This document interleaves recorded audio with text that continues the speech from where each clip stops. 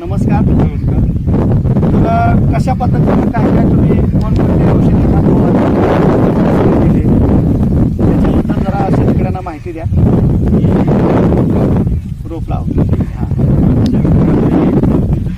हे सोडलं तुफान पावडर सोडली. तुफान पावडर सोडलं त्यामुळे काळोखी वाढ किड सगळं व्यवस्थित झालं. तुफान सोडल्यानंतर शेणखत घातला. रासायनिक डोस टाकला. बरं. बेड बांधून घेतला. काय ते मग म्हणजे रूट पावडर तर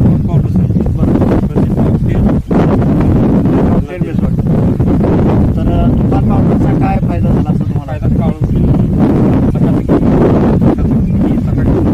आणि रूट पावडर काय काय मुळी चालू एकदम खतरा. तर रूट पावडर पांढऱ्या मुळीची संख्या वाढली, माती भुसभुशीत झाली, हवा खेळती झाली, त्याच्यामुळे झाडाची झपाट्यानं उंची वाढली. वाढ झाली. चांगल्या पद्धतीनं झाडाची जर वाढ व्हायची असेल तर रूट पावडर आपल्याला रूट पावडर आणि तुफान हे दोन्ही तुम्ही यूज केलेला आहे. यूज केलेलं. त्याचबरोबर टॉप 10 सुद्धा तुम्ही वापरलं, त्याच्यामुळं फळाची साईज